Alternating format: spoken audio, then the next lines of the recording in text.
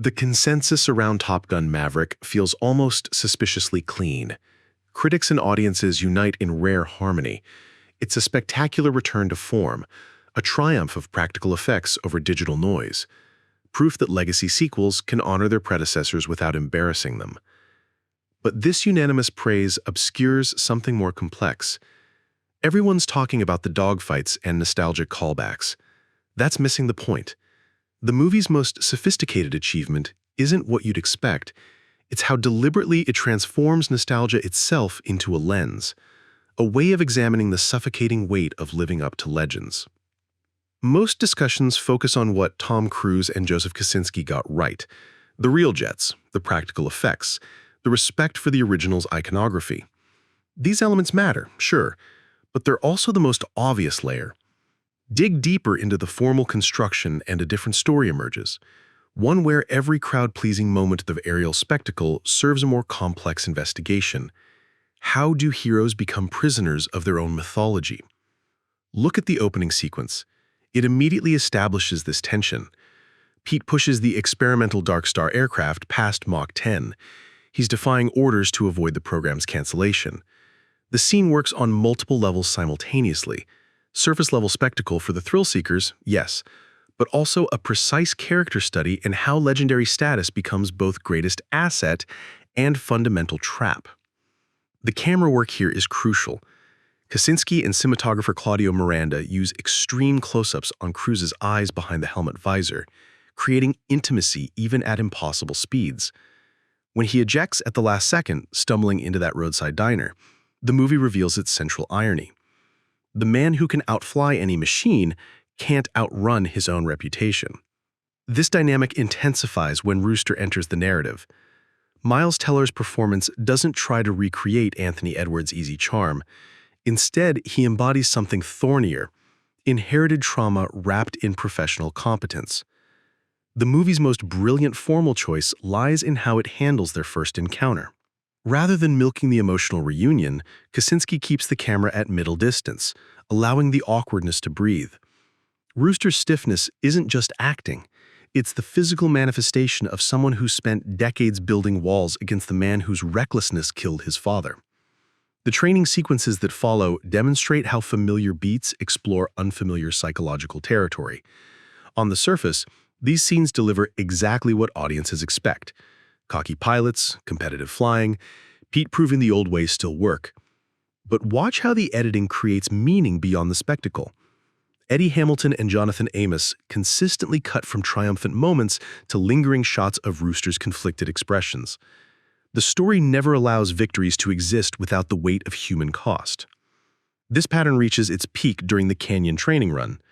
The sequence initially reads as pure kinetic pleasure, jets threading through impossibly narrow spaces, pulling G-forces that make your stomach drop. But the formal choices tell a different story entirely. Miranda's camera placement emphasizes vulnerability rather than power. We see these pilots as small figures dwarfed by massive rock formations, technology rendered meaningless by geography.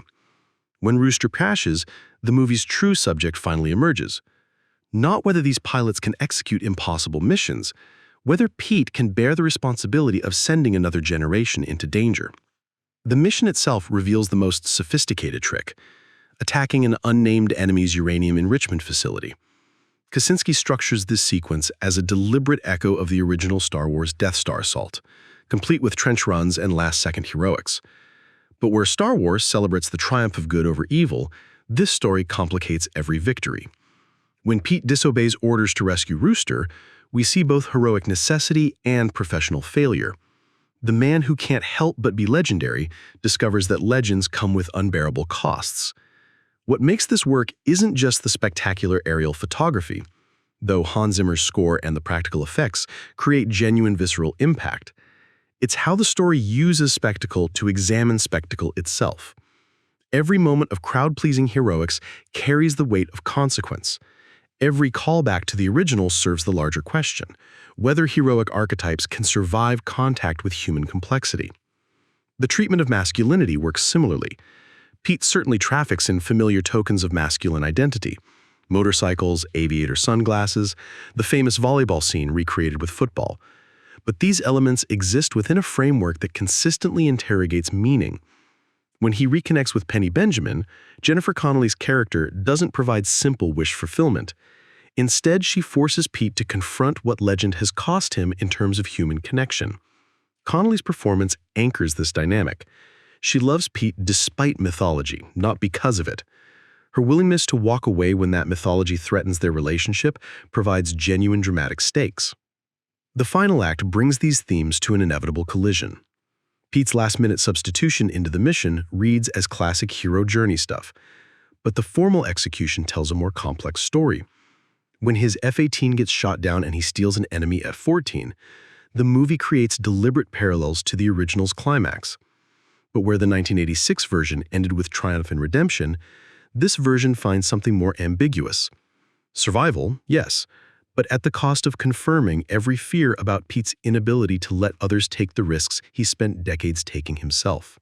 This is where Top Gun Maverick achieves something genuinely rare in contemporary blockbuster movie making.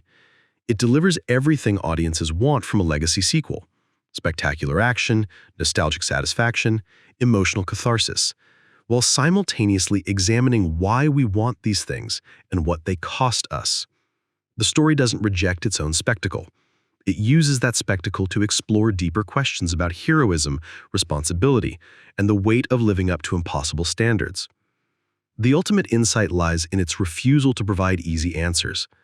Pete doesn't fully resolve his relationship with Rooster, doesn't completely overcome his compulsive need to prove himself, doesn't transform into some wise mentor figure. Instead, he remains what he's always been: a man trapped between extraordinary abilities and fundamental humanity, finding meaning not in transcending that trap, but in accepting it.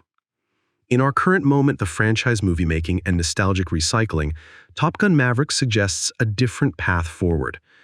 Rather than simply mining the past for comfort, it demonstrates how entertainment can use familiarity to examine unfamiliar truths.